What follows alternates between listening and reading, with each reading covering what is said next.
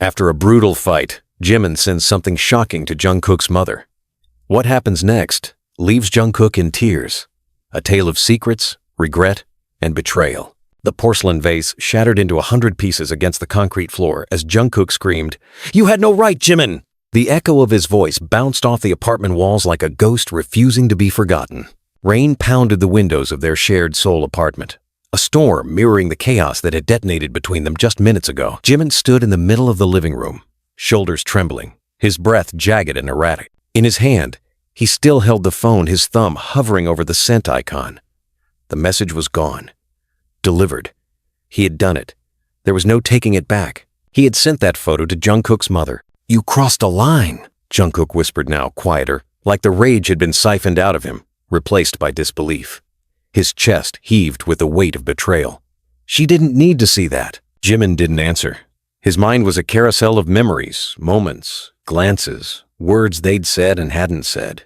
He felt the scream building inside him, but it was guilt that crushed his voice. Instead, he turned away, eyes glistening, jaw clenched. Just 12 hours ago, they'd been curled up under the warm lamplight, Jungkook's head resting on Jimin's lap, soft laughter echoing in the quiet night. Now, the silence between them was radioactive, poisonous. Jungkook fell to his knees, shaking.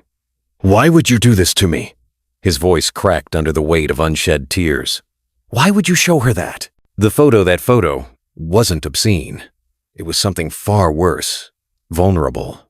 It showed Jungkook broken, slumped on the floor, eyes swollen, lips trembling. A moment of private collapse after his last panic attack. Jimin had taken it months ago, without malice, he'd claimed. Only concern. But now, he had used it as a weapon. "She needed to know what you're hiding," Jimin finally said, his voice almost inaudible. "She needed to see what you won't let her see." "You think that gives you the right?" Jungkook's voice hitched as he looked up at Jimin with eyes filled with betrayal. "You think you know me better than my own mother?" "No," Jimin said softly, "but I thought I knew you." Outside, the rain fell harder. Thunder grumbled in the distance like a reminder that everything could still get worse. Jungkook's body curled in on itself as the first sob escaped his throat, raw, unfiltered. He covered his face with his hands, but the sound cracked through the room like lightning. Jimin stepped forward instinctively, but stopped himself mid-motion. His arms trembled with the desire to hold him, to undo what he'd done. But something deeper, his pride, his pain, held him in place.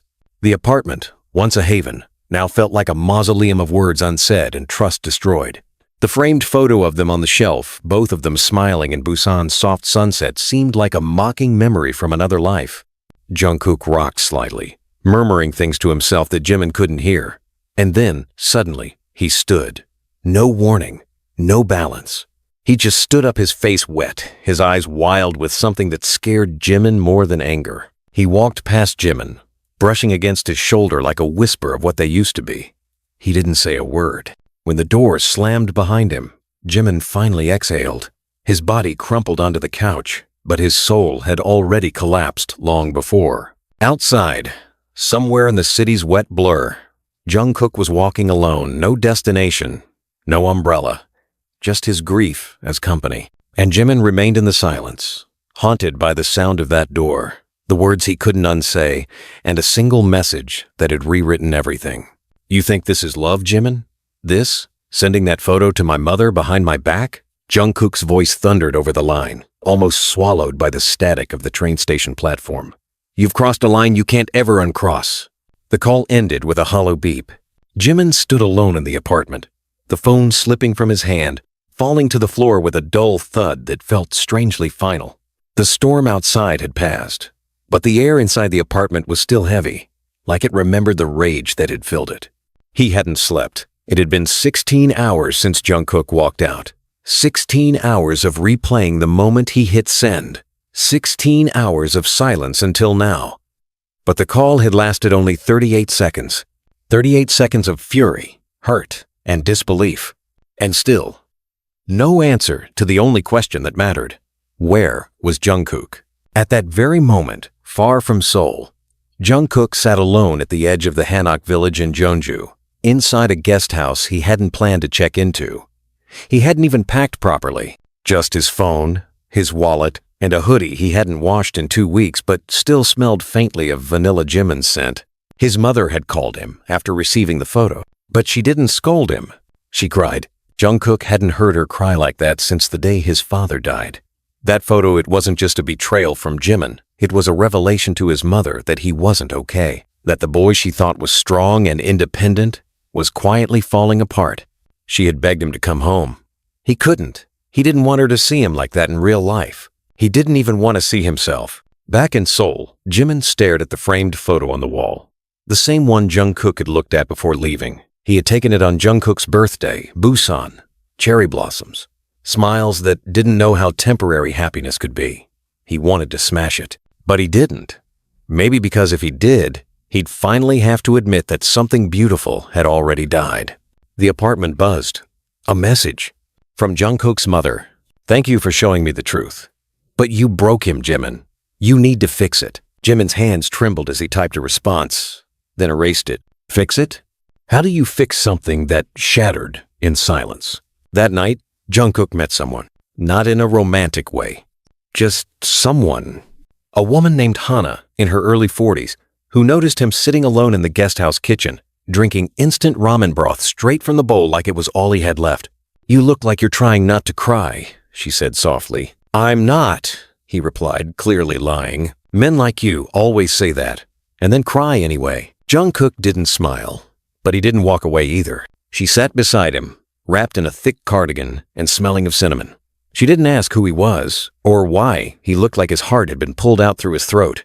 She just talked about her late husband, her daughter who didn't speak to her anymore, about grief, about guilt.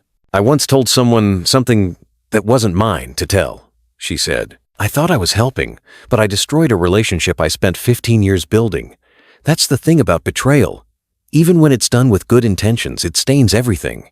Jungkook stared at the steam rising from his bowl. He thought about how Jimin had looked at him the moment after he sent the photo, regret already blooming in his eyes. He thought about the way Jimin held him during his panic attacks, quietly, gently, never needing words. He thought about how the one person who had made him feel safe was now the one who'd made him feel most exposed.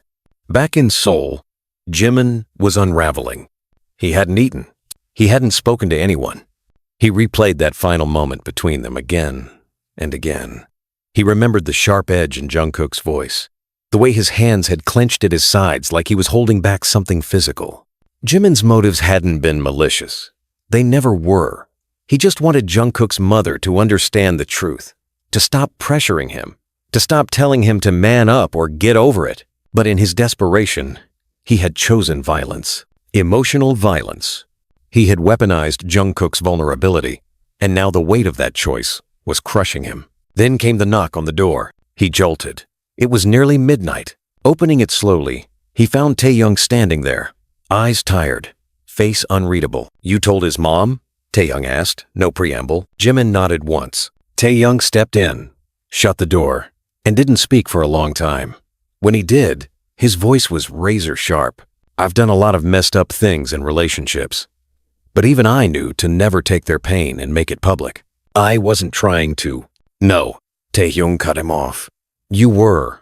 You wanted her to see what you see. Because deep down, maybe you thought she'd finally get it. That she'd finally say, you're the one who understands him best. You made it about you. Jimin flinched. The words hit harder because they were true. You think he'll ever trust you again? Taehyung asked. I don't know.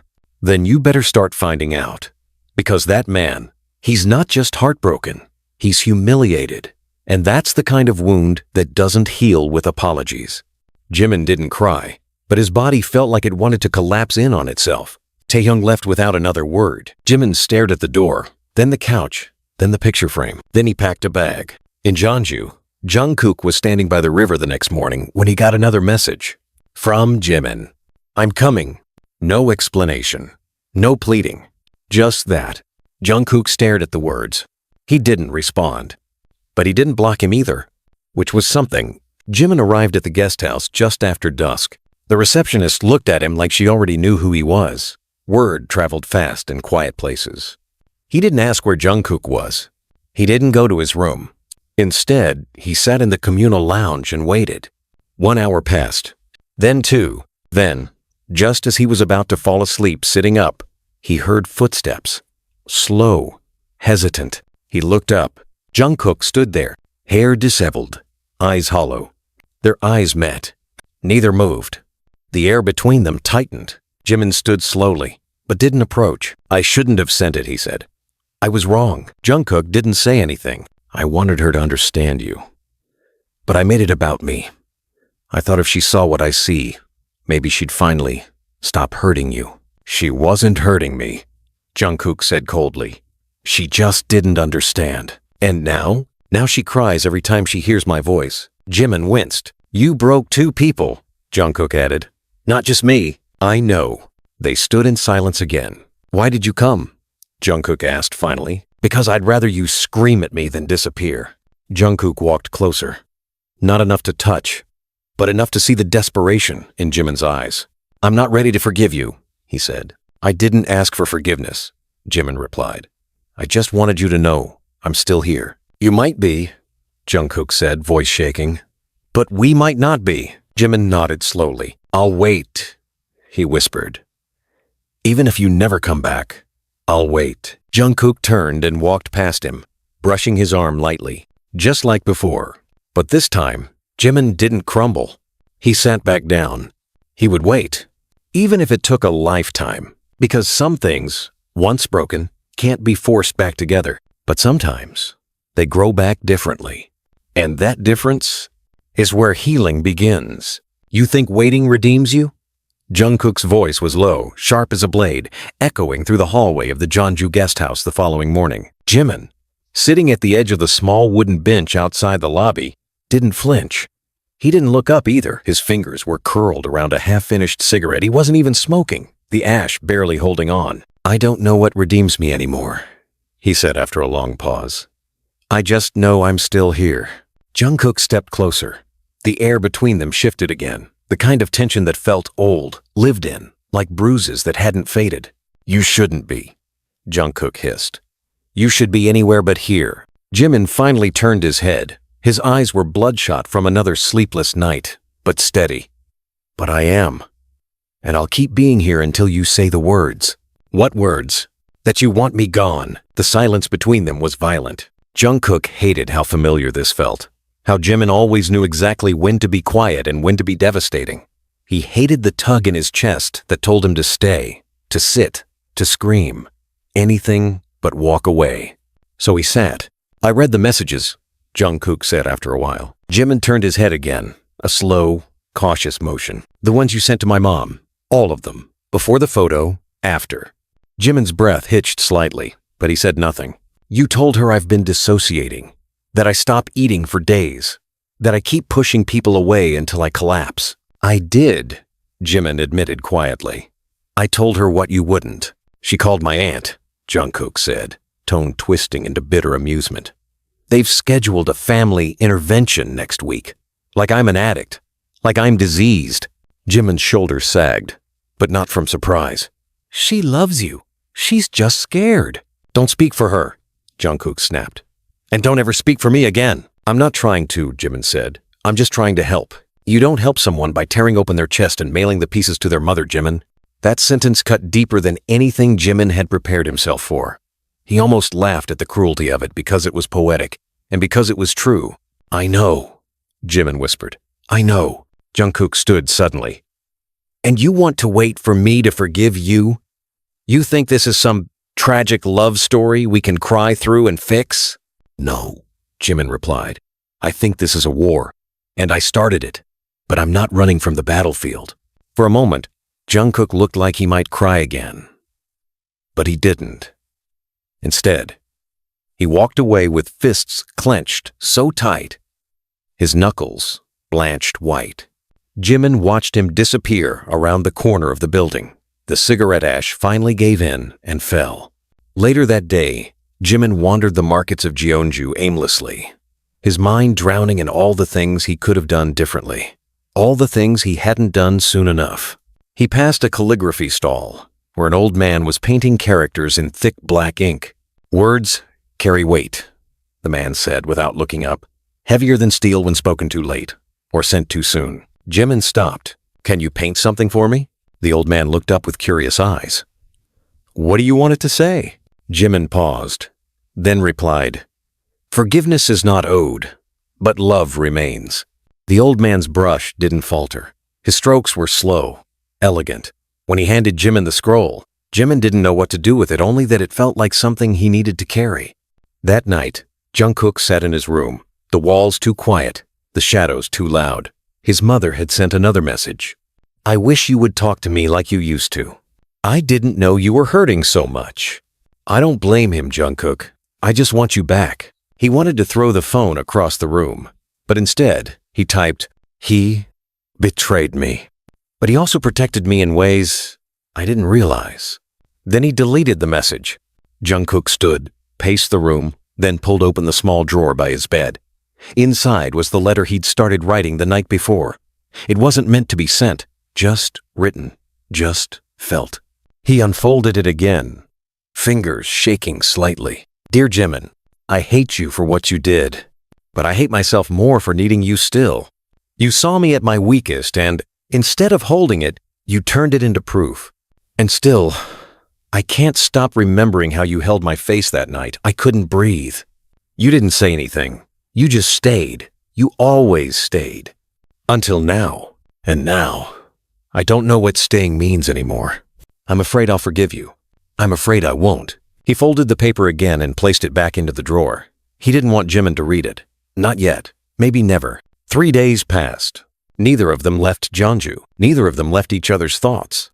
On the 4th morning, Jungkook found a small envelope under his door. No name. Inside was a photograph. Not the one Jimin had sent to his mother. This was different. It was the two of them, on their rooftop. A moment captured months ago. Jungkook laughing, mouth open, eyes crinkled. Jimin half out of frame, looking at him, not at the camera, with an expression of such raw, unguarded love that Jungkook's breath caught in his throat. There was no note, but there was something written on the back. "I forgot what loving you looked like until I saw this again." Jungkook stared at the photo for a long time.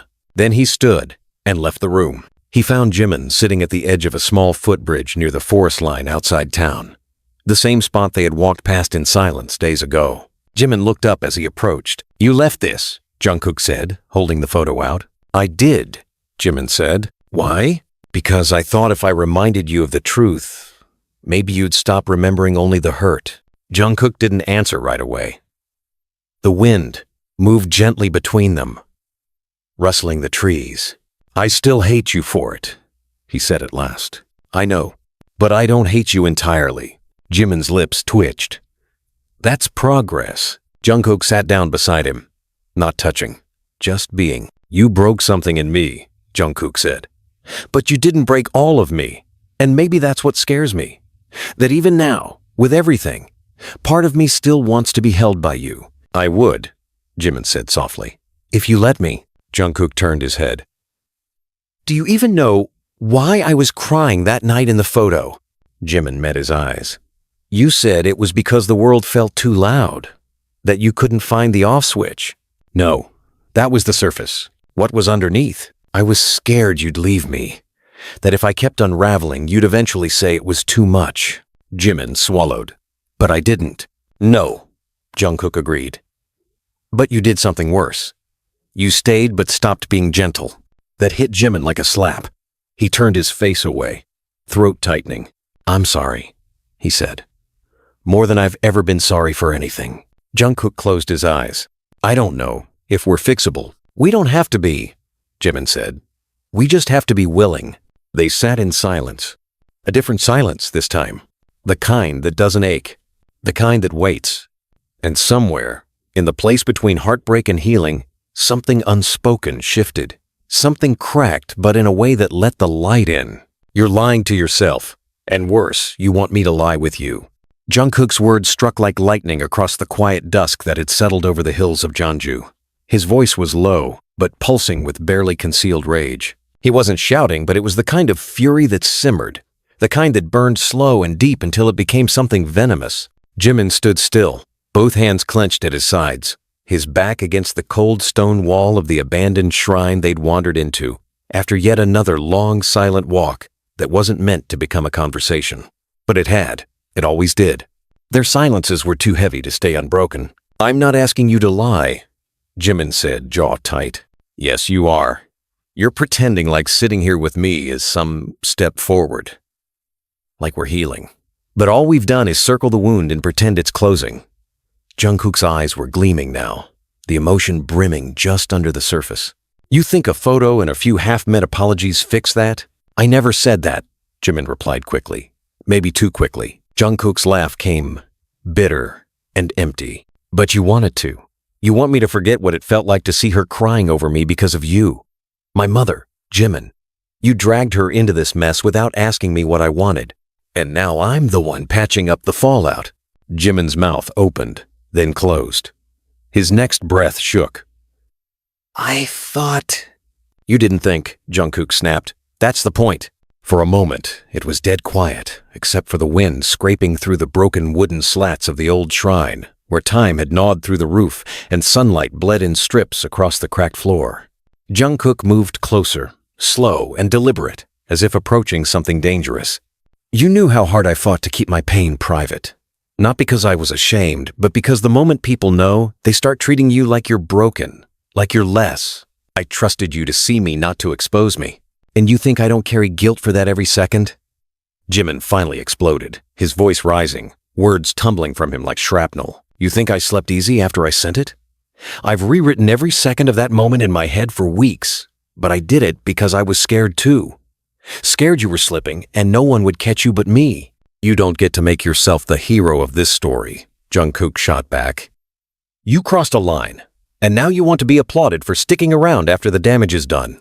"I never wanted applause," Jimin said, voice trembling now. "I wanted you to be okay, even if it meant you'd hate me for it." Jungkook stopped. His expression flickered conflict, blooming behind his eyes. "That's the worst part," he whispered. "You did it thinking you were saving me, and you broke everything anyway." Jimin looked down at his feet, the shame sitting in his stomach like rusted metal. "I don't know how to make this right." "Maybe you can't," Jungkook said. "Maybe that's the truth you need to swallow." Jimin nodded slowly.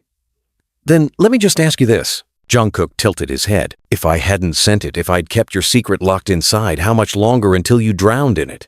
There it was, the unspoken thing.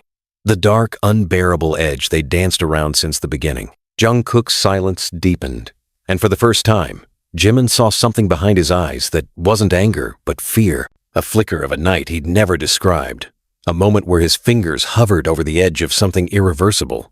"Did you—" Jimin's voice faltered.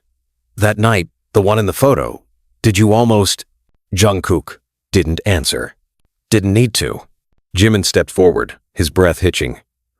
"You told me you were fine. You told me it was just a panic attack."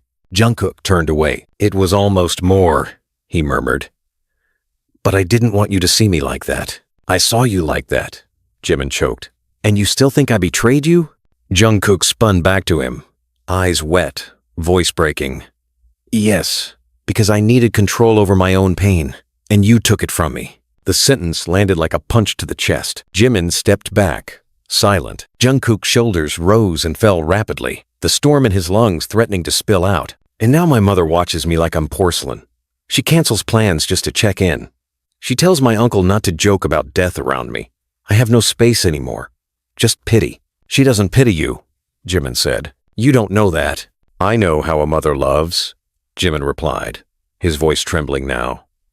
"Because I had one who didn't, who looked right through me when I screamed in silence." Jungkook froze. "I wanted your mother to see you, really see you," Jimin continued, "because mine never did." For the first time, the fury between them shifted, mutated into something else, something raw. "You never told me that," Jungkook whispered. "I didn't want you to think I was loving you just to fix what I never had." Jungkook stepped forward slower this time. "And were you?" Jimin blinked hard. "Maybe in the beginning. But then I started loving you, in ways that had nothing to do with my past, in ways that terrified me." Silence hung. Then, softly, "You still terrify me." Jungkook looked up, startled. "Because I still want this," Jimin whispered. "Even when it hurts." The words hit like thunder, low and devastating. Jungkook moved forward again, until they were inches apart. The tension between them was no longer angry but trembling with exhaustion, want, and something else they hadn't named in weeks. Jimin's hand lifted slightly, not touching but asking. Jungkook hesitated, then let his forehead rest against Jimin's. They didn't kiss. They didn't speak. They just stood there, forehead to forehead, the closeness almost too much to bear. "I'm still angry," Jungkook murmured. "I know, and I don't know if I'll forgive you." "I'll survive that," Jimin said. Jungkook opened his eyes. "But I'm glad you're still here." That night, they didn't sleep in the same bed, but they didn't sleep far apart. The next morning, there was a knock at the door. Jimin opened it, expecting the guest house manager. It was Jungkook's mother, and behind her, 2 aunts. And behind them, "Are we doing this here?" one of them asked awkwardly. Jimin blinked, stunned. "What is this?" Jungkook appeared behind him. His eyes widened. "Mom, what are you doing?" "We're here for the intervention," she said softly. Jimin turned to Jungkook. "You told them now?" "I didn't," Jungkook whispered. He turned back to the crowd at the door. Then to Jimin. "I think we just stepped into the next war." And suddenly, the story wasn't just about them anymore. It was about everyone they'd pulled in, everyone who had something to say, and none of them were ready for what would be said next. "What the hell is this?" Jungkook's voice was hushed, but it carried a sharpness that sliced clean through the air. His eyes darted from his mother's expression, soft but determined, to the crowd of extended family behind her, their faces filled with forced concern and something that looked suspiciously like judgment. No one answered. Not immediately. They stood in the small hallway of the guest house, all too aware of the uncomfortable eyes of other guests lingering behind half-closed doors. The air was thick with expectation and silence and things that had no right being dragged across a 6-hour drive. "Jungkook," his mother said gently, "you haven't been answering my calls." And then your uncle saw the message. "You showed them?" Jungkook snapped, stepping back like the hallway had become a trap. "I asked for help," she replied, not flinching. "You weren't speaking to me, and I didn't know what else to do. Your aunt said we could come. Just talk." "This isn't a talk," Jungkook hissed. "This is a parade." Jimin hadn't spoken yet. He stood behind Jungkook, his chest tight with dread, watching the disaster unfold with the clarity of someone who knew this was his doing. "Can we come in?" one of the aunts asked, peeking over her shoulder like she was searching for somewhere to unpack her emotional luggage. "No," Jungkook said flatly. "Just for a moment," another tried. "We want to support you," Jungkook scoffed. "You want to diagnose me." "Jungkook," his mother said again, reaching for his arm. "This isn't an ambush." "Then why does it feel like one?" he asked, pulling away. That moment cracked something. Suddenly, the words came in waves. His eldest aunt stepped forward, arms crossed. "You've always been sensitive, even as a child. Your father, God rest him, used to say you'd grow out of it." "Don't bring him into this," Jungkook warned, eyes narrowing. She ignored him. "But you didn't. And now we see all these pictures and hear these stories. And instead of confronting the truth, you hide behind people like him." Her eyes flicked to Jimin with a sharpness that made his stomach churn. Jimin stepped forward. "Don't put this on me." "Oh, please," she snapped. "You think we don't know the kind of boys who feed on weakness? I've seen it before." "Enough," Jungkook barked, his voice rising. "You don't know anything. You weren't there when I couldn't breathe, when I couldn't move, when I couldn't speak. Jimin was—" "That doesn't mean what he did was right," his mother added quietly, finally looking at Jimin. Jungkook turned to her, disbelief washing over his face. "You told me you forgave him." "I said I understood him," she corrected. "That's not the same." Jimin took a small step back. "I made a mistake," he said quietly. "I thought showing you what Jungkook couldn't say would help. I know it hurt him. I know it hurt you. But don't turn me into something I'm not. I didn't send that photo to shame him. I did it because I thought silence was killing him." The hallway was still. Then one of the uncles, the one who rarely spoke, cleared his throat. "Boys like you," he said slowly, "think you know better than tradition, than family. You think because you have feelings, everyone else has to change." "And what if we do?" Jungkook shot back. "What if tradition is the reason people like me stay silent? What if your version of love feels more like fear?" "No one's afraid of you," the uncle muttered. "No," Jimin said sharply. "But they are afraid of what he represents. vulnerability, mental illness, love that doesn't look like what they're used to. Watch your mouth, the aunt snapped. Or what? Jimin challenged. You'll tell the rest of the family that your nephew's boyfriend cried on the bathroom floor one night because the world felt too heavy? You'll shame him for surviving? Jungkook flinched, but didn't stop him. I won't let you rewrite his pain just because it makes you uncomfortable, Jimin said. And if you're here to do that, you can leave. You don't get to decide who stays, his mother said, eyes flicking coldly between the two of them. This is still my son. No, Jungkook whispered. This is my life. The words hung in the air like smoke. Then louder he said, You all want to talk? Fine. Let's talk. He turned and walked into the small lounge of the guest house, sat down, and gestured to the room. His eyes were fire. Sit. All of you. Let's have the conversation you've been practicing in your cars for hours. They hesitated, then followed. Jimin lingered in the doorway. Jungkook looked at him. You too. So Jimin sat. His heart thundered in his chest. For the next 2 hours, everything came out. Jungkook spoke sometimes calm, sometimes furious about his anxiety, his depression, the years of masking it, the therapy he never felt brave enough to ask for. He told them about the pressure of being the golden son, the one everyone counted on, and how it crushed him when he didn't know how to stop disappointing people he couldn't even be honest with. They interrupted. They pushed back. They cried. Some of them apologized. Some didn't. Jimin sat in silence, watching the man he loved lay himself bare in a way he'd never seen before. It was terrifying and beautiful and brutal. When it was over, only Jungkook's mother remained. Everyone else had left quietly, some with heads low, others with sideways glances that still didn't understand. She sat beside him, hands folded in her lap. I didn't know, she said, about any of it. I didn't tell you, Jungkook replied. Why not? Because I didn't think you'd believe me. I believe you now. He looked at her, eyes tired. Do you? She didn't answer right away, then nodded. I'm trying. She turned to Jimin. I don't forgive you. Not yet. Maybe not ever. But I don't hate you. Jimin nodded. That's enough. When she finally left, the room was dark. Jungkook leaned back into the couch and covered his face with his hands. I didn't know I could do that, he whispered. You did, Jimin said, his voice soft. You just didn't believe it yet. Jungkook looked at him. I meant what I said. This is my life. I know. And I want you in it. But not if you try to live it for me. Jimin leaned forward. Then let me live with you. Jungkook didn't smile. But he didn't say no. And for the first time in weeks, the silence between them felt like peace. You weren't supposed to see that. Jungkook's voice was barely audible. His eyes locked on the screen of Jimin's phone, which was still lit with a paused video. The color drained from his face, a sickly mix of shock and confusion twisting his expression. His jaw clenched, his breathing slowed. But Jimin couldn't move. He hadn't meant to open that file.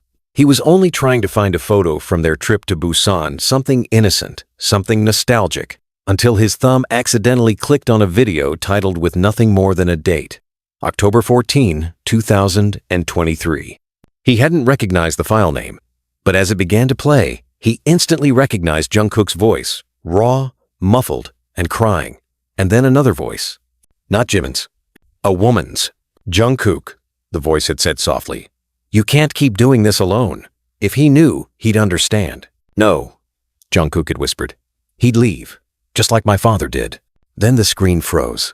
The last image was Jungkook curled up in a hospital bed, his face turned away from the camera, and a woman, nurse, counselor, reaching out to touch his hand.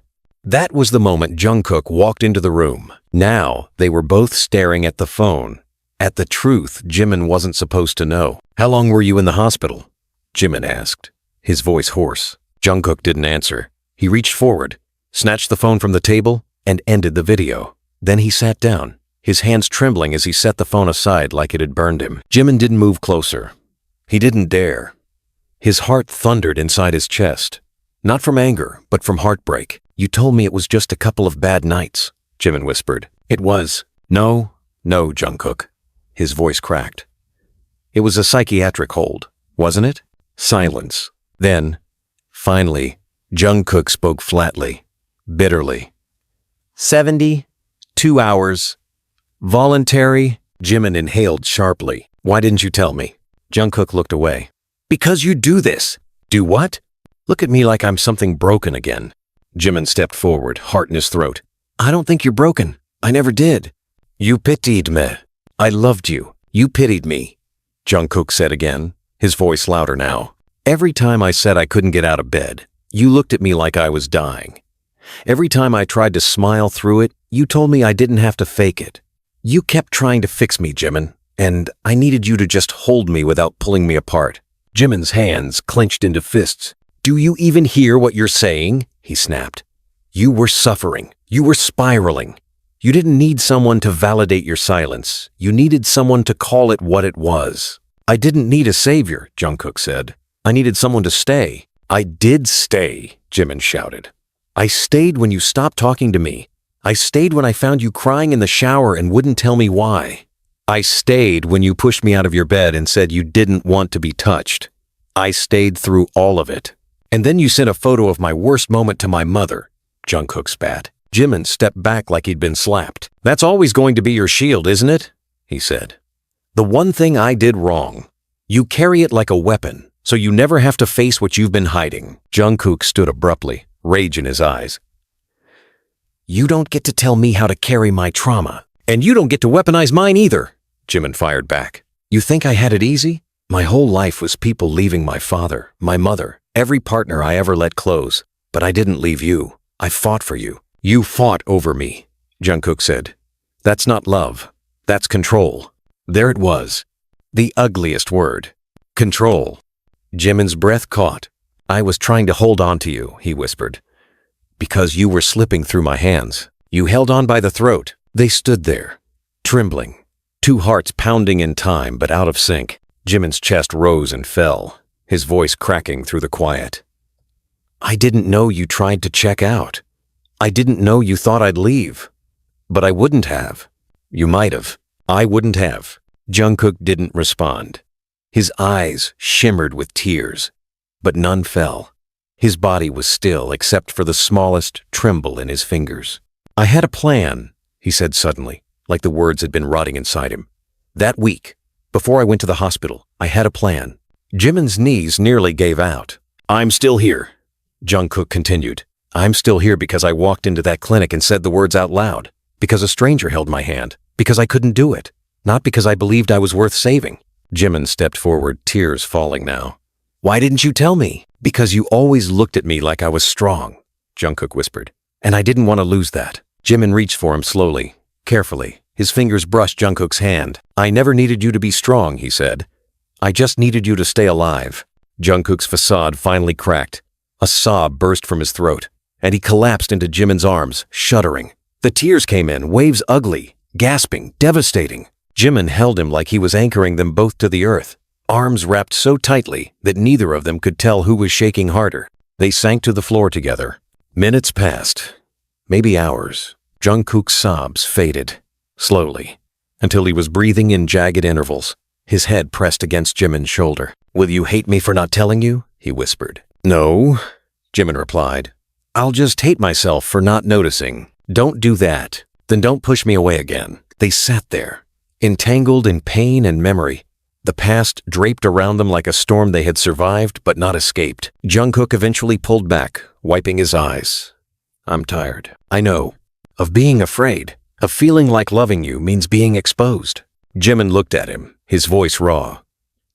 You don't have to love me if it hurts. But I do love you, Jungkook said. That's what makes it harder. Jimin smiled bitterly. Then let's make it easier. They didn't speak again for a long time. They just sat there, the air heavy with the truth they'd both been running from. The next morning, Jungkook wrote a letter. It wasn't for Jimin. It wasn't for his mother. It was for himself. He wrote about the hospital, about the shame, about the way the white walls and blue sheets made him feel like a ghost with a pulse. He wrote about Jimin, about the night they first kissed, about the way his voice sounded saying good morning when he was half asleep, about the way he had ruined things, and how maybe, just maybe, they weren't ruined forever. When he was done, he folded the letter and burned it. Not because he didn't mean it, but because he didn't need to hide anymore. When he turned around, Jimin was there, and this time, neither of them were running. The knock came at 2:47 a.m. Not the kind of hesitant, polite tap you'd expect at a guest house. It was sharp, rhythmic, aggressive. Jimin was up instantly. His body, trained by weeks of emotional exhaustion and a constant undercurrent of tension, reacted before his mind could. Jungkook stirred but didn't open his eyes. He'd fallen asleep beside Jimin. Finally, his breath slow and even, lips parted just slightly. Jimin reached for the blanket, gently covering him, then moved toward the door in silence. The hallway outside was dim, flickering. The motion sensor lights above buzzed softly as Jimin opened the door, his voice tight with caution. "Who is it?" The voice that answered made his blood run cold. "Open the door, Park." It was Min-jae. And just like that, everything shifted. Min-jae, Jimin's ex, the one he hadn't spoken of in over a year, the one who left a crater in his life that never fully closed, the one who once told Jimin, in the middle of a December night, that love was just leverage, disguised as devotion. Jimin opened the door slowly, heart pounding. Min-jae stood in the doorway like a ghost with a smirk, dressed in black, hair damp from the rain, eyes burning with something unreadable. "What the hell are you doing here?" Jimin whispered. "Vacation," Min-jae said, voice dry. "Heard Jeonju was nice this time of year." "You're lying." "I'm also curious." "About what?" "About whether it's true." Min-jae leaned in, his words a blade wrapped in silk. "That you broke the golden boy." Jimin didn't answer. His throat was tight, rage curling behind his eyes like smoke. "You must really be losing your touch," Min-jae said. "The Jimin I knew would have destroyed him quicker than that." "Leave," Jimin hissed. Min-jae ignored him. "So where is he? The one who cried so hard on your floor you recorded it like evidence. Does he know what you were like before him?" Jimin stepped into the hallway, closing the door quietly behind him. He didn't want Jungkook to wake up to this. Not this. "Say what you came to say and go," Jimin snapped. "You know what's sad?" Min-jae said, tone shifting. "You keep choosing people you think you can save. Like it'll undo what you did to me." "You left," Jimin said coldly. "You pushed," Min-jae countered. Jimin's jaw tightened. "That wasn't love." "No," Min-jae said. "It was obsession. And control.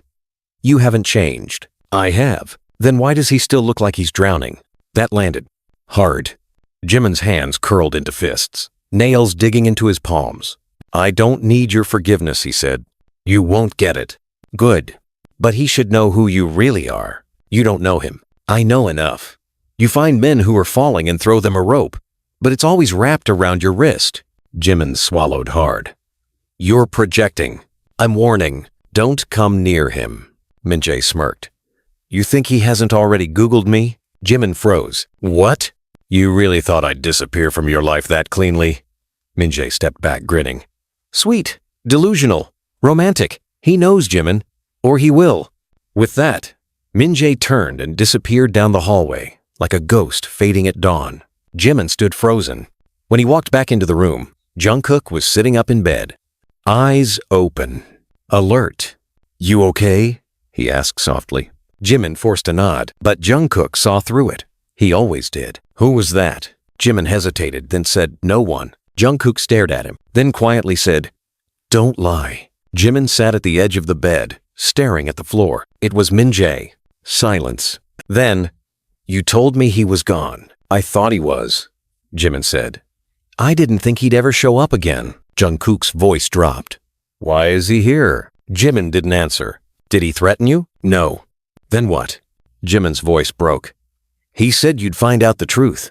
Jungkook narrowed his eyes. "About what?" Jimin took a long breath. Then he told him, not everything, not all the grisly, intimate, shameful details of a relationship that had once consumed and nearly destroyed him, but enough. He told him about the emotional manipulation, the possessiveness, the nights he stayed even when he should have run, how Min-jae had a way of making cruelty sound like love, of turning apologies into chains. "I didn't leave because I was strong," Jimin whispered. "I left because I was scared I'd become him." Jungkook said nothing, just watched him. When Jimin looked up, tears filled his eyes. "I was so afraid of being controlled. I ended up trying to control you, and I hate myself for it." Jungkook's voice was quiet.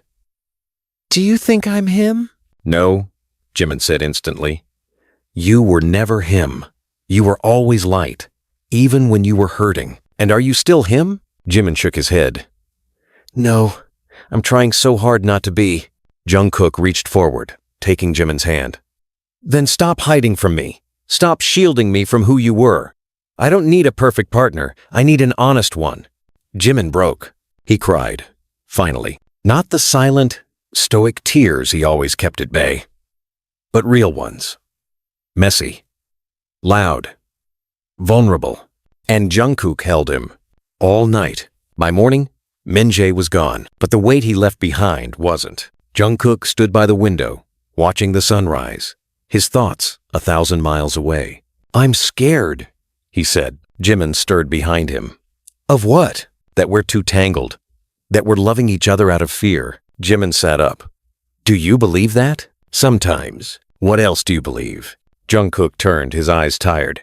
That I don't want to lose you, even if part of me still doesn't know how to trust you completely. Jimin nodded. That's enough, he said. We can build from that. They didn't fix everything that day, or the next, but they began again. And this time, it wasn't about saving each other. It was about saving themselves and meeting in the middle. Wounded, but willing. The letter arrived without a return address, folded into 3 clean creases, tucked into a thin white envelope bearing nothing but Jungkook's name written in unfamiliar cursive handwriting. No postage, no stamp, no indication of who had delivered it. Just that name.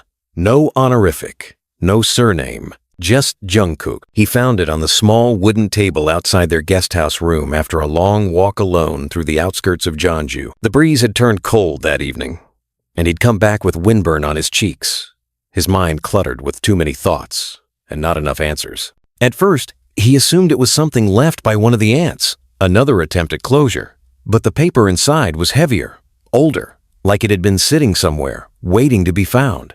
Jimin was still in the shower, unaware of anything. The sound of rushing water masked Jungkook's shallow breathing as he slid the letter open with trembling fingers. It began simply, if you're reading this, it means someone finally had the courage to tell you I exist. The first sentence sucked the air straight from his lungs. He sat down. Read again, and again. I never thought I'd have the right to call myself your father. Not after what I did. Not after leaving the way I did. But you deserve to know the truth before someone else shapes it for you. You deserve more than the lie that I disappeared. His mouth went dry. He kept reading, the words sinking like iron into his stomach. The letter went on to describe memories he never had being a baby with colic, his first fever, the scar behind his left ear from a fall he didn't remember. The man writing it, his father, supposedly described moments only someone who had once loved him could know. And then it got worse. Your mother didn't push me away. I ran. I was young. I was angry. I didn't want to be responsible. And when I realized I regretted it, it was too late.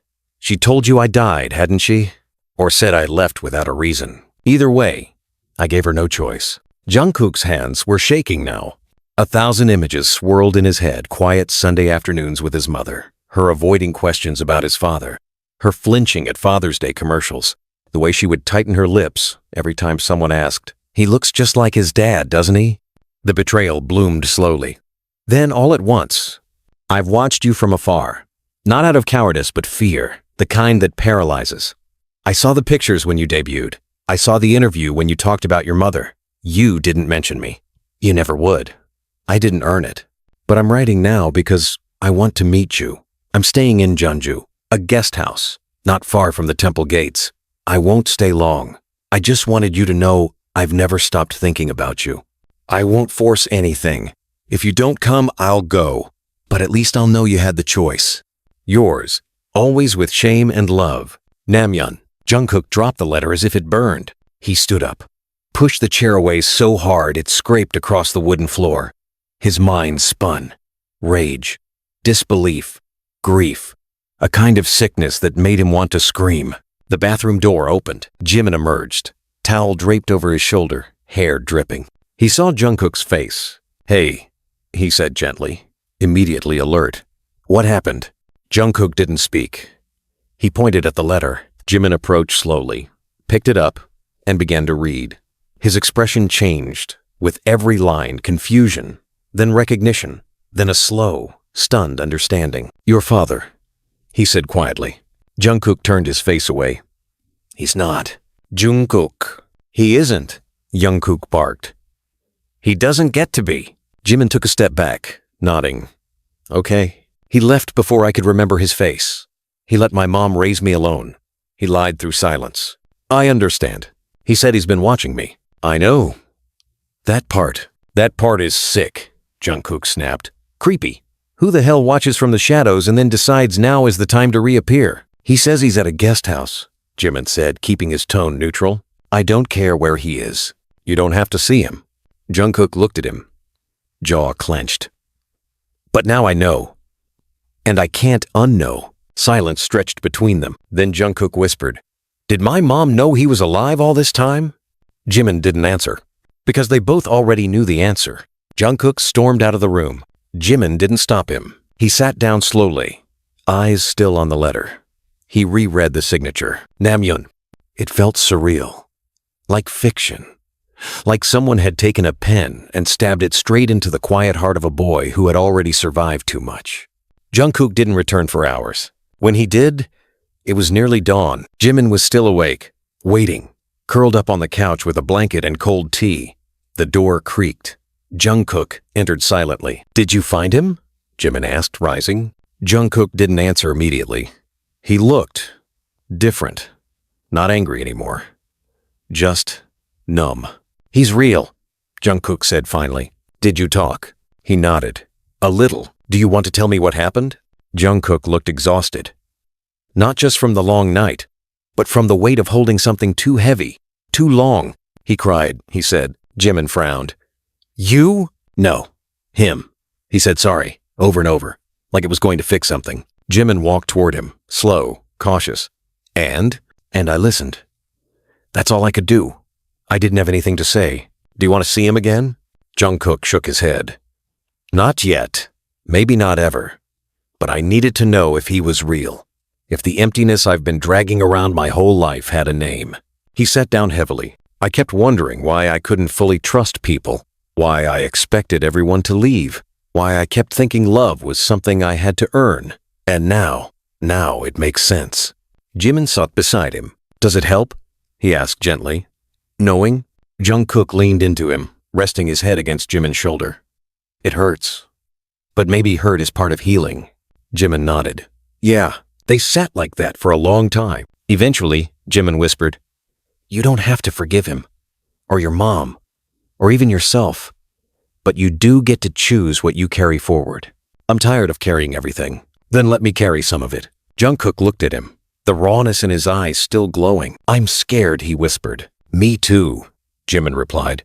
But I'm not going anywhere. And for the first time in years, Jungkook let himself believe it. Maybe family wasn't who stayed the longest. Maybe it was who showed up now when the truth was at its ugliest, and the wound still open. And maybe healing wasn't about forgetting. Maybe it was just choosing every day to keep walking anyway. The invitation came through Jungkook's mother 2 days after his father's letter. Jungkook didn't respond to it right away. He left the message unread for hours, then opened it, then closed it, then opened it again. She had kept it brief. I've spoken with him. I know. I didn't want you to hear it like this. But if you're willing, I'd like you both to come to dinner. No pressure. Just the truth. All of it. Jimin saw the change in Jungkook's expression immediately after he read it. A quiet stillness replaced the usual flicker of guarded emotion. Not numbness, exactly, but resolve. The kind you wear before a battle you don't know how to win, but choose to fight anyway. She wants us both to come? Jimin asked carefully. Jungkook nodded, not meeting his eyes. She wants to talk. About him. About what she knew. And when. Jimin sat down across from him. Are you going to go? I don't know. You don't have to. Not now. Not together. I don't think I can face either of them alone. Jimin didn't speak for a moment. Then I'll come. Jungkook finally looked at him. It won't be easy. I'm not looking for easy. That Sunday, they took the train back to Seoul. The ride was quiet, and not in the way it used to be. No tension, no buzzing silence. Just tired honesty. They didn't need to fill the gaps anymore. The sky was bruised with gray by the time they arrived at Jungkook's childhood neighborhood. The building was old, Clean, but weary. The lights in the hallway flickered the way they always had, and the welcome mat outside the door still said, "Bless this home," in fading gold. Jungkook paused in front of the door. He didn't knock. "I haven't stepped in here in over a year," he whispered. Jimin said nothing, but placed a hand gently on his back. Jungkook finally knocked. His mother opened the door almost instantly, as if she'd been standing behind it, waiting. She looked smaller, not older, just diminished somehow. Her face tired, her hair pinned back too tightly. "Come in," she said softly. The living room was clean, immaculate, too clean. The kind of cleanliness that comes from distraction, not habit. And in the far corner, standing with a cup of tea in his hand like he belonged there, was Namjoon. Jungkook froze. The resemblance was uncanny. It wasn't just the face. It was the posture, the way he tilted his head, the way his hands curled at the edges when he wasn't sure what to say. Namjoon set the cup down, not approaching. "Hi." Jungkook didn't answer. He walked past him and sat on the far end of the couch. Jimin followed quietly, settling beside him. His mother sat across from them. Namjoon remained standing. Jungkook's mother began. "I owe you both an explanation." Jungkook didn't look at her. "Start with why." She took a breath. "I told you your father was gone because I was afraid. Not of him, not anymore, but of what it would do to you, of how you'd look for him. You said he abandoned us. He did, but you still talk to him." She paused. "Yes." Jungkook laughed bitterly. "So you lied to protect him?" "No," she said quickly. "I lied to protect you. You were 5. You were asking questions no child should have to carry answers to. So you gave me a dead man instead of the truth." "Yes." "And then what? You just pretended he never existed, even when I asked?" "I didn't know how to tell you that the man who made you chose to walk away." Namjoon finally spoke. "She didn't forgive me. She just didn't stop me." Jungkook turned sharply. "You don't get to play noble. You walked." Namjoon nodded. "I did." "Then why are you here now?" "Because I saw what I lost. 20 years too late." "I know." Jimin sat still, eyes locked on Jungkook. He could feel the storm building, the quiet before lightning. Namjoon stepped closer. "I'm not asking you to forgive me." "Good," Jungkook said, cold and flat. "But I am asking you to understand." "Understand what?" Jungkook barked. "That you were a scared boy who got a woman pregnant and ran? That you let me grow up believing I was unwanted?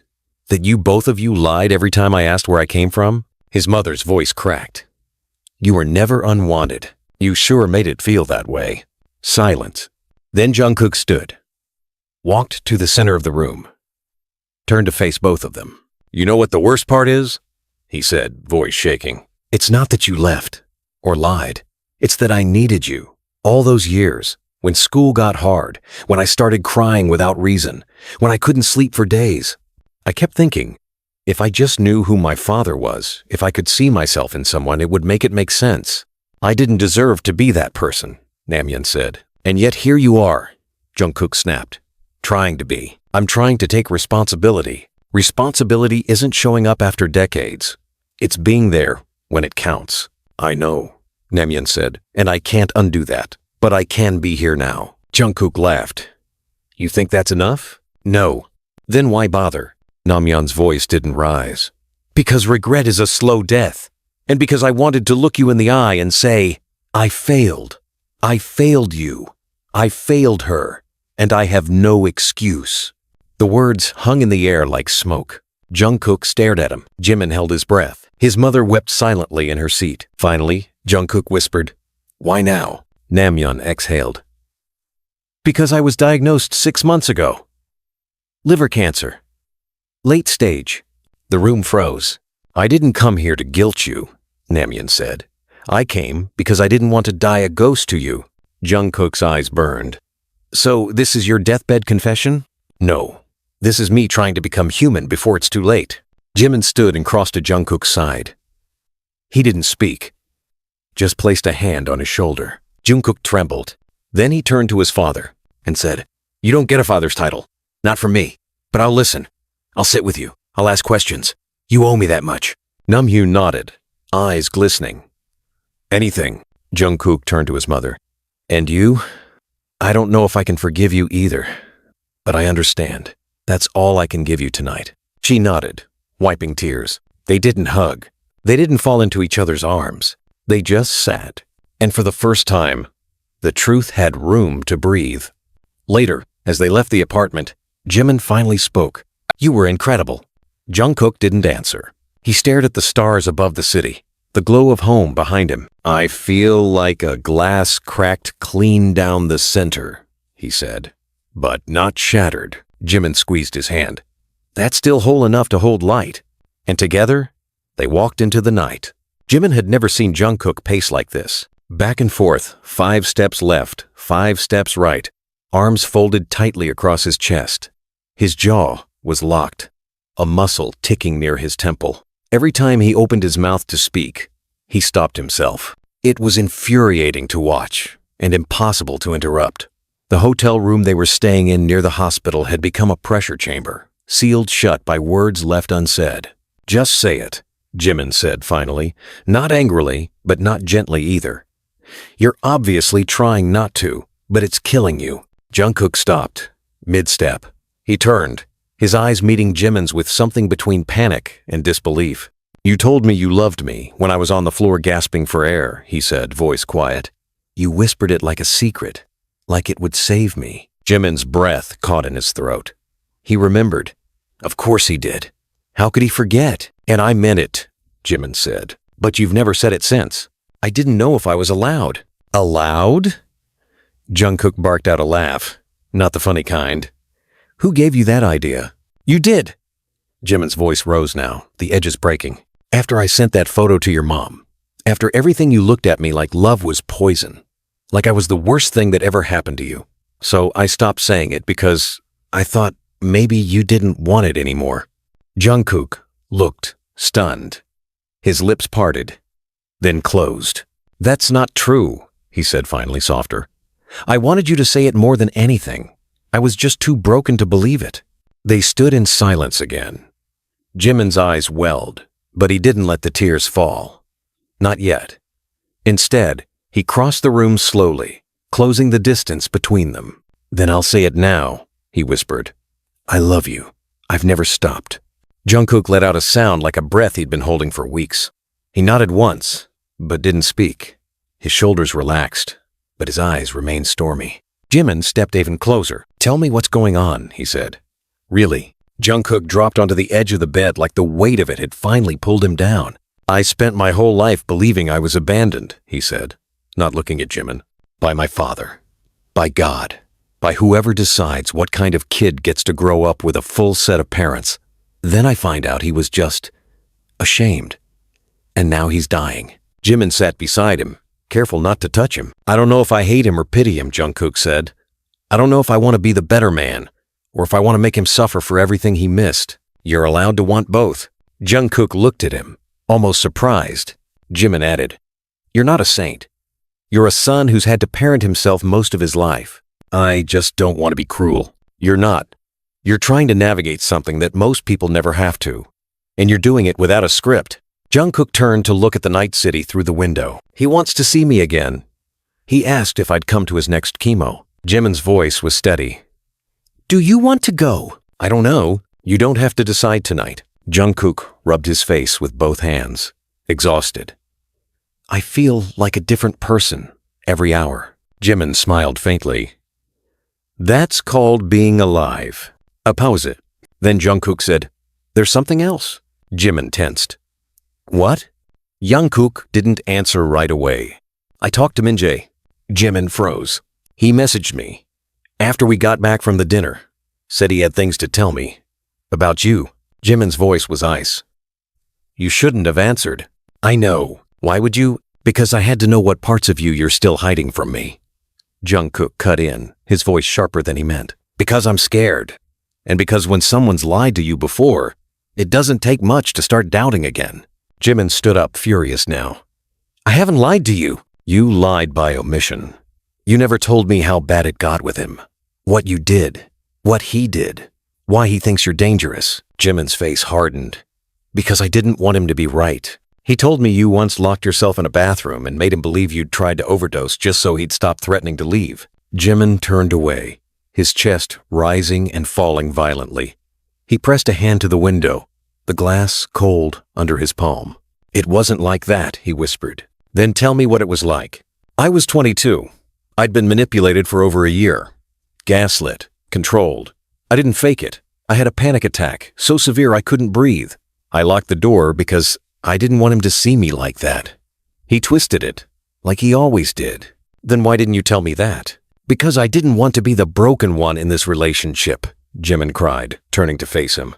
"Because I thought you already had enough mess to deal with." "That's not your decision to make." Jungkook stood too now. "If we're going to do this, if we're going to be something real, we can't keep burying the worst parts of ourselves." Jimin's voice cracked. "I was afraid if you knew how dark it got, you'd stop trusting me. I was afraid if you knew how dark I was, you'd stop loving me." They stared at each other. Two men, weathered by too much history for how young they still were. Their love wasn't young. It had been aged by trauma and regret and years of silence. Jimin walked forward and placed his hand over Jungkook's heart. "I do love you," he said again, "and I don't care how dark it gets. I want to be there, even in the shadows." Jungkook covered his hand with his own. "I want that too," he said, then softly added, "So don't hide from me again. Not even the ugly parts." "I won't," Jimin promised. They leaned into each other not for a kiss, not for comfort, but like two trees bending in a storm, needing the weight of the other to remain standing. That night, they slept, without speaking, but their hands remained tangled between them. The next morning, Jungkook called his father, and he said, "I'll come. Not for closure, not for forgiveness, but because he wasn't running anymore, not from the past, not from love, not from himself." Jungkook didn't speak on the way to the hospital. Not during the walk, not in the taxi, not in the waiting room. The silence wasn't cold, it was thick, dense, like he was conserving energy, sealing his emotions beneath a surface already cracking. Jimin sat beside him, fingers clenched around the paper coffee cup he'd been nursing for an hour, the contents long gone. He didn't dare interrupt Jungkook's stillness. Not today. This wasn't his moment to lead. He was only here to witness, to absorb. When Namjoon was wheeled into the chemo suite, Jungkook stood slowly. His hands were stiff, his eyes blank, but he moved forward anyway. The room smelled sterile, antiseptic, and cold metal, and something underneath it all that was unmistakably fear. Namjoon's face was pale, gaunt, his eyes sunken but alert. He smiled as Jungkook approached. It wasn't the warm kind. It was hesitant, tired, grateful. "You came," Namjoon said, his voice gravel. Jungkook pulled the chair closer and sat. "Yeah, I wasn't sure you would." "I wasn't either." Namjoon laughed, a dry sound. "Fair." Jimin lingered at the doorway for a moment. Namjoon saw him and nodded. "You can come in," he said. "I promise I don't bite." Jimin stepped forward slowly. He stood beside Jungkook without speaking. Namjoon looked between them. "You two look like you've seen war together," Jungkook answered softly without looking up. "We have." Namjoon nodded, swallowing. "Chemo's not that exciting. You can leave if it's too much." Jungkook shook his head. "No, I'm staying." For a long moment, none of them spoke.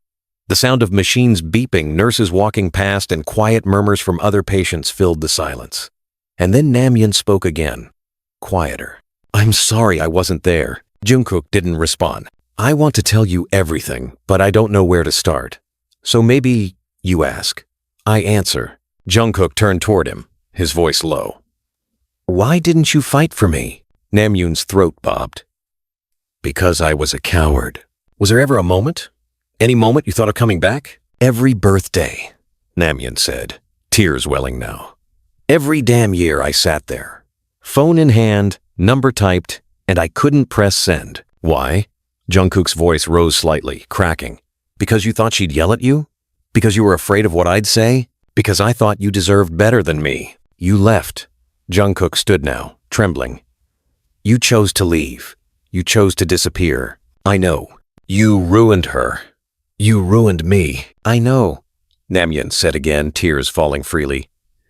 "And I'll never forgive myself." Jungkook stepped back, rage and grief colliding in his chest. "I spent years wondering what I did wrong. Why I wasn't lovable enough. Why everyone left. You taught me abandonment before I could spell the word. I'm sorry, Namjoon whispered. I was 21 and scared and stupid and selfish. I should have been a man. I should have stayed. You're saying this now because you're dying, Namjoon nodded. Yes, because dying is making me see what I wasted. That's not good enough, Jungkook said. I know. Jungkook turned away, fists clenched. Jimin reached for his arm but stopped. He knew this wasn't his space to fix. Namjoon spoke again, quieter now. But if it helps, I never stopped loving you. Not even once. Jungkook laughed bitterly. You loved me from a distance. That's not love. That's guilt. Namjoon nodded. It might be, but it was all I had to offer. Jungkook sat again, slowly.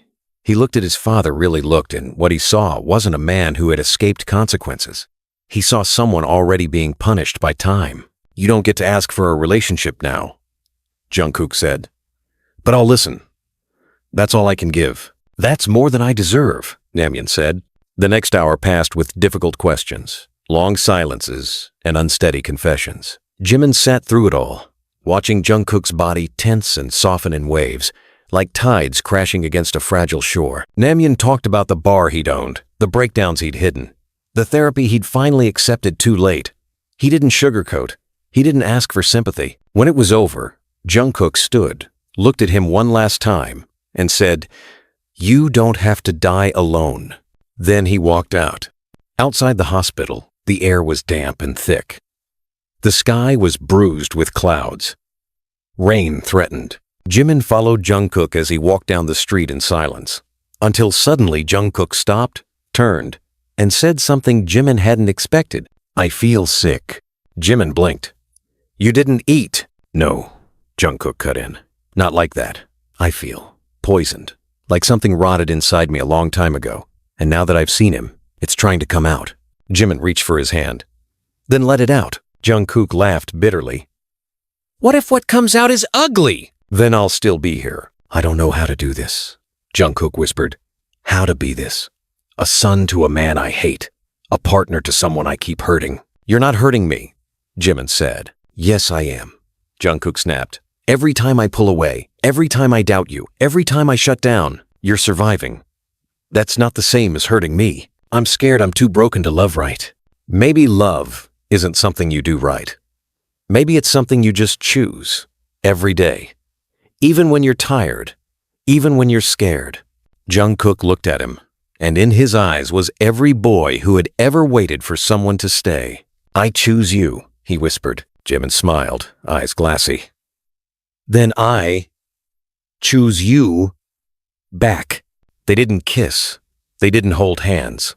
They just stood there, in the middle of a sidewalk wet with drizzle. Strangers walking past them unaware that something seismic had shifted between two people holding on by invisible threads. Back at the hotel, Jungkook collapsed into bed. Jimin curled beside him. There were no more lies, no more hiding. Only the quiet hum of a world where pain existed but didn't reign. And maybe that was what healing really looked like. Not forgetting, not forgiving all at once, but choosing over and over not to leave. It was raining again. Not the soft cinematic kind of rain. This was the hard, cold, angry kind that made every window rattle and turned the city into a blur of headlights and wet concrete. It was the kind of weather that made people stay indoors. The kind that made memory louder. And tonight, neither Jungkook nor Jimin could sleep. They were in another hotel room, an upgrade from the last one, but neither of them noticed. The walls still felt too thin, the bed too wide. The silence was suffocating. Not heavy like it had been before, not sharp, but still dangerous, still real. Jungkook lay on his back, eyes open. Jimin sat on the floor near the window, hugging his knees, listening to the rain hit the glass like a confession no one wanted to say out loud. At 2:11 a.m., Jungkook spoke. I don't know how to be in love and angry at the same time. Jimin didn't move. His eyes were red, though he hadn't cried. Not yet. You think love requires you to be calm? Jimin asked softly. I think it requires you to be kind. You are kind, even when you're angry. No, I'm not. Yes, Jimin said firmly. You are. The way you pull away from me when you're upset? That's kindness. You think you're being cold, but you're just trying not to break me. Jungkook sat up, swinging his legs over the edge of the bed. I feel like a monster half the time. Jimin turned toward him, eyes searching. Because of him? Because of me? Because I feel things so hard I can't contain them. Because I learned early on that if you feel too much, people leave. And if you feel nothing, you rot. Jimin stood slowly, crossed the room, and knelt in front of him. You are not your father, Jungkook. I know, he said, but I'm scared of being like him anyway. Jimin reached for his hand, held it gently. You told him he didn't get the title of father. You don't have to carry his mistakes as inheritance. Jungkook looked down at their hands. He told me something the last time we talked, he said. Said he never loved my mother. Not really. He stayed for a few months because he thought it was the right thing. But he resented her the entire time. Said I was the only thing he ever regretted walking away from. Jimin said nothing, waiting. I keep thinking about that, Jungkook continued. About how love without honesty becomes resentment. About how people lie when they're afraid. About how I keep lying. You're not lying now. I haven't told you everything, Jungkook said. Then tell me. Jungkook met his eyes. I kissed someone last year. When we were in that weird limbo. Jimin blinked. The air between them shifted. But he didn't move. Didn't let go of Jungkook's hand. Was it Minjae? No. God. No. It was just some guy. A stranger. I was drunk. It didn't mean anything. Then why are you telling me now? Because I need to know what it's like to be fully known, even if it breaks us. Jimin's voice was quiet. Do you want it to break us? No. Then stop trying to sabotage it. Jungkook's eyes filled with tears. I don't know how to be good at this. Jimin stood. You don't have to be good. You just have to be true. He walked to the window again, arms crossed. The storm outside was growing louder. His back was to Jungkook when he said the next thing. I lied too. Jungkook froze.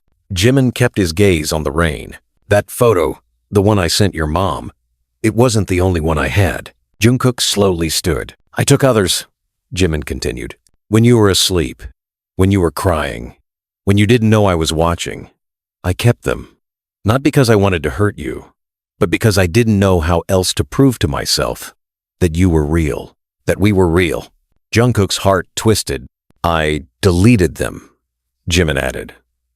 A week after you left, but I hated myself for taking them, for needing proof of your pain just to feel close to you.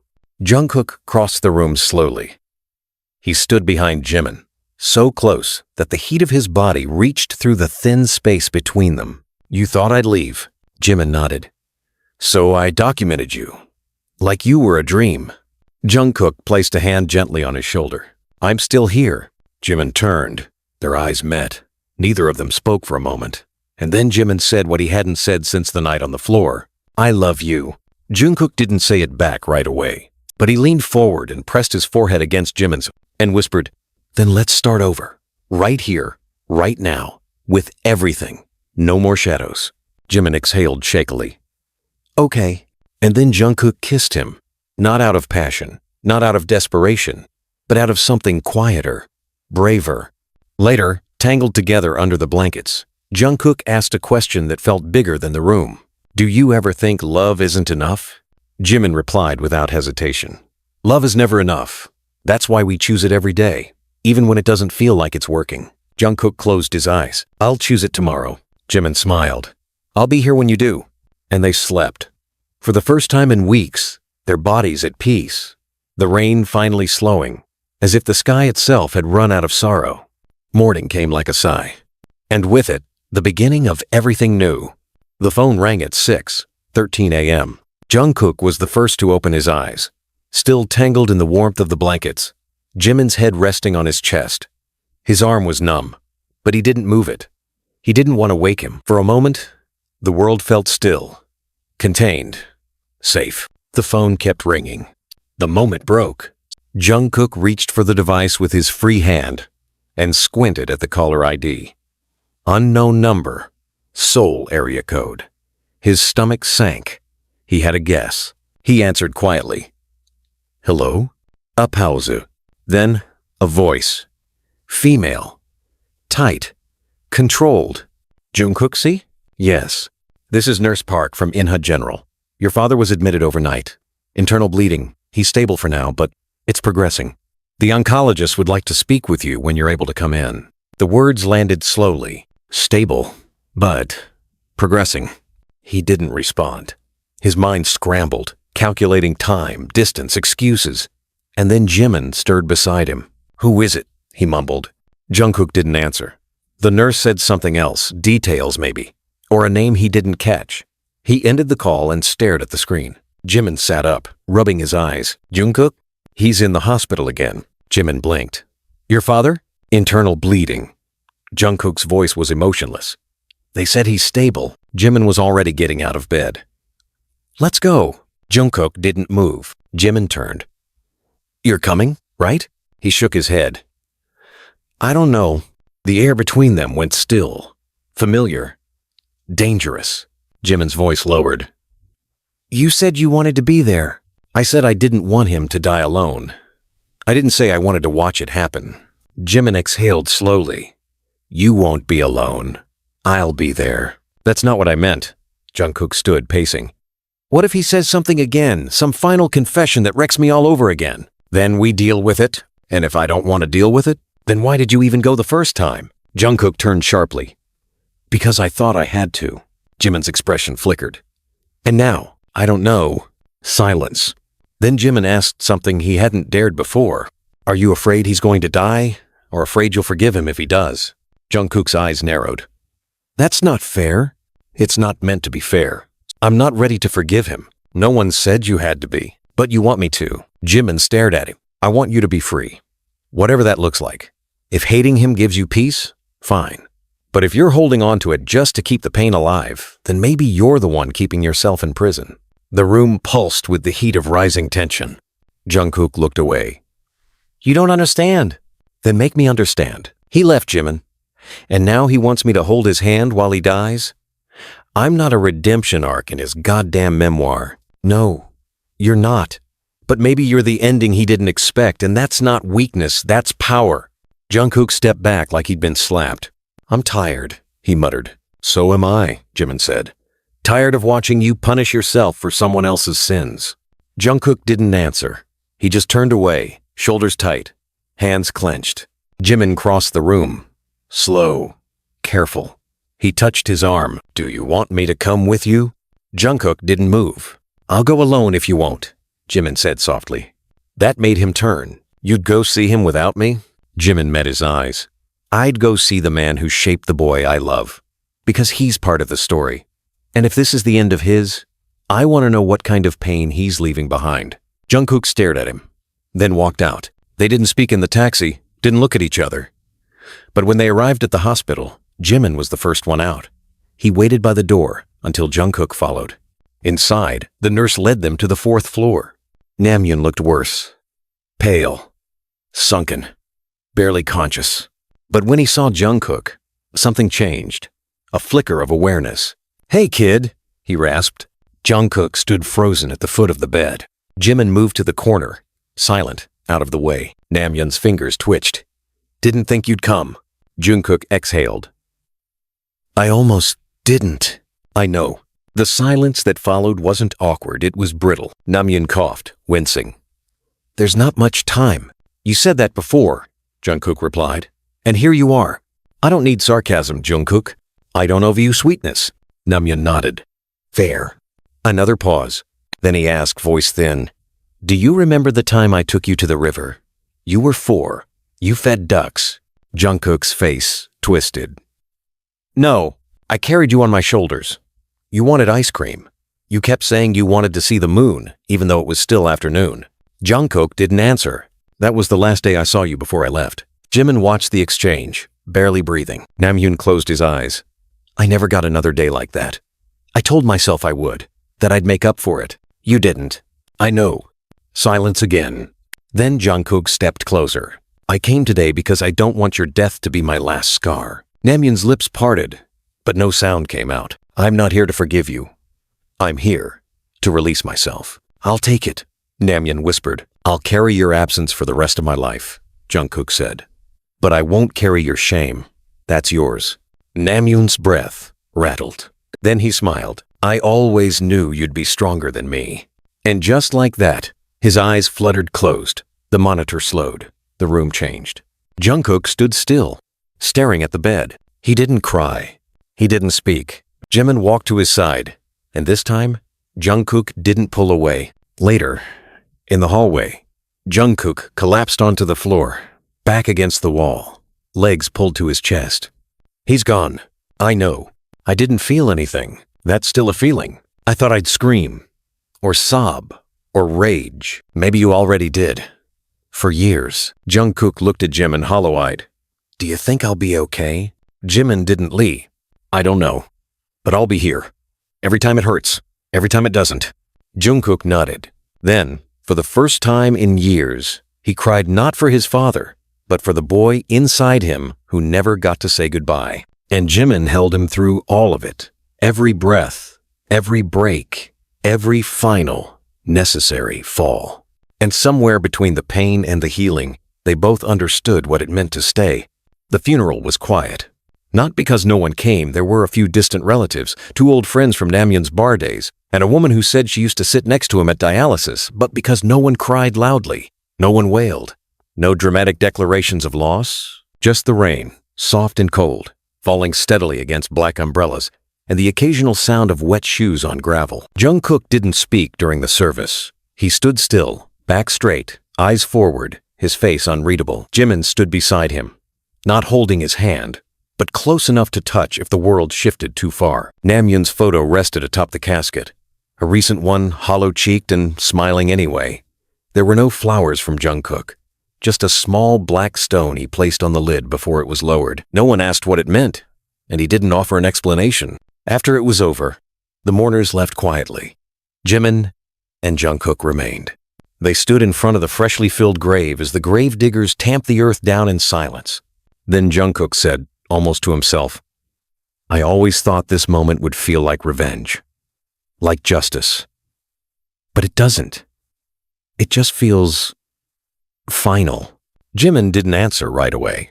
"There's no justice in absence," he said finally. Jungkook nodded. "He didn't get what he deserved. He didn't deserve to have me here, but I still came. I still stood here." "That's not weakness," Jimin said. "It's grace," Jungkook scoffed. "Don't make me a saint. I'm not. I'm calling it what it is. You let go before the silence consumed you." He was quiet for a long moment, then asked, "Do you believe people can change?" Jimin thought for a second. "I believe people can choose better.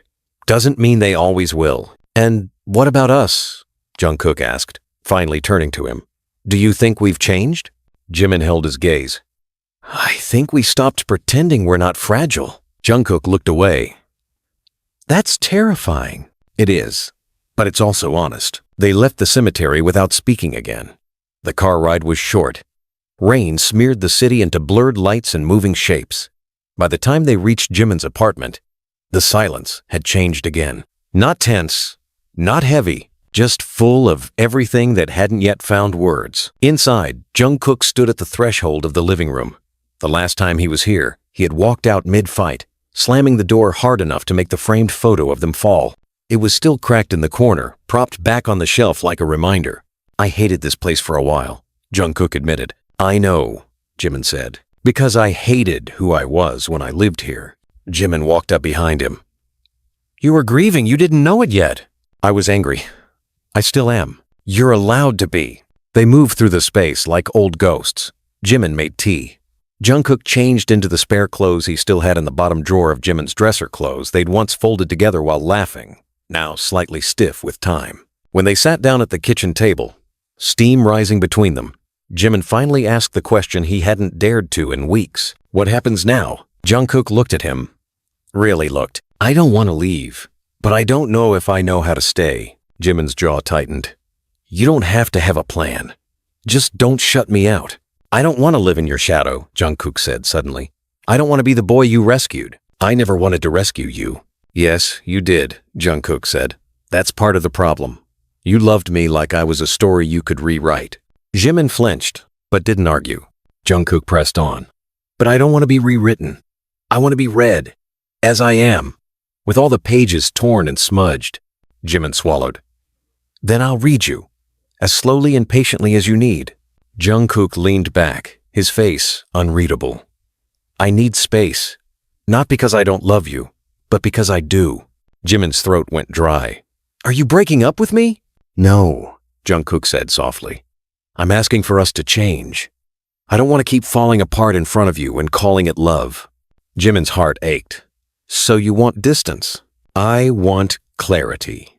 They sat in silence for a while. Then Jimin said, if this is what you need to grow, I'll give it to you. But don't disappear on me. Jungkook reached across the table, touched his fingers gently. I won't. And for the first time, they let go with intention. Not in anger, not in pain, but with respect. The next morning, Jungkook packed his things. Jimin stood at the door as he zipped the last bag. Where will you go? He asked. Jungkook shrugged. Nowhere far. Just somewhere I can think. Breathe. Jimin nodded. You'll call? Jungkook nodded back. They didn't kiss goodbye. They hugged long, quiet, tight. When the door closed behind him, Jimin didn't cry. He sat on the couch and stared at the photo frame, the crack still gleaming in the corner. And for the first time in a long time, he let the silence settle without fear. Because love, he realized, doesn't always mean holding on. Sometimes it means letting someone walk away so they can find their way back whole.